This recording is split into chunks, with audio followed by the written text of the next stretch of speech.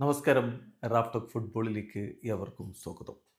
Copa del റേയിൽ FC Barcelona semi ഫൈനലിലേക്ക് കടന്നിരിക്കുന്നു. ക്വാർട്ടർ ഫൈനൽ മത്സരത്തിൽ ഏകപക്ഷീയമായ 5 ഗോളുകൾക്കാണ് വലൻസിയയെ പരാജയപ്പെടുത്തിയിരിക്കുന്നത്. ബാഴ്സയ്ക്ക് വേണ്ടി ഫെറാൻ ടോറസ് ഹാട്രിക് നേടി. ഫെർമിൻ ലോപ്പസിൻ്റെ വക ഒരു ഗോള്, ലാമിൻ യമാൽ ഒരു ഗോള്, റാഫീഞ്ഞയുടെ വക ഇരട്ട അസിസ്റ്റ്. അങ്ങനെ അവർ ഗോൾ വർഷം നടത്തുന്നത് തുടരുകയാണ്. ഇപ്പോൾ ഇതേ വലൻസിയയ്ക്കെതിരെ മുമ്പത്തെ മത്സരത്തിൽ 7 ഗോളുകൾ അടിച്ചിട്ടുണ്ട്. അടുത്ത കളിയിൽ ഇത് 5 ഗോളുകൾ. അങ്ങനെ ഈ 2 കളികളിലായിട്ട് വലൻസിയയുടെ വലയിലേക്ക് 12 ഗോളുകളാണ് അവർ വർഷിച്ചിരിക്കുന്നത്. അനായാസ വിജയമാണ് സ്വന്തമാക്കിയിരിക്കുന്നത്.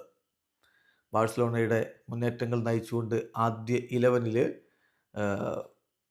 റാഫീഞ്ഞ, ടോറസ്, ലാമിൻ യമാൽ എന്നിവരാണ് ഒരുമിച്ചിറങ്ങിയത്. കളിയുടെ 3-ാമത്തെ മിനിറ്റിൽ തന്നെ ടോറസിലൂടെ ബാഴ്സലോണ ലീഡെടുത്ത് കഴിഞ്ഞിരുന്നു.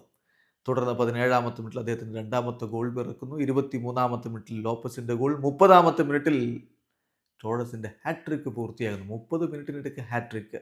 30 മിനിറ്റ് ആകുമ്പോഴേക്കും ടീം 4-0 മുന്നിലെത്തി കഴിഞ്ഞിരുന്നു. ഒടുവിൽ രണ്ടാം പകുതിയിൽ 59-ാമത്തെ മിനിറ്റിൽ ലാമിൻ യമാലിൻ്റെ ഗോൾ കൂടി വന്നപ്പോൾ ഏകപക്ഷീയമായ 5 ഗോളുകളുടെ തകർപ്പൻ വിജയമാണ് FC ബാഴ്സലോണ സ്വന്തമാക്കിയിരിക്കുന്നത്.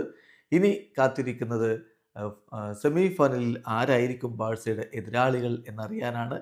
അത്ലറ്റിക്കോ മാഡ്രിഡും റയൽ സോസിഡാഡുമാണ് മറ്റ് സെമി ഫൈനലിസ്റ്റുകൾ. വീണ്ടും ഒരു എൽ ക്ലാസിക്കോ കാണാനാവുമോ? കാത്തിരുന്ന് കാണാം. വീഡിയോ അവസാനിക്കുന്നു. ഫുട്ബോൾ ലോകത്തെ കൂടുതൽ വിശേഷങ്ങളുമായി റാഫ്റ്റോക്സ് എത്താം.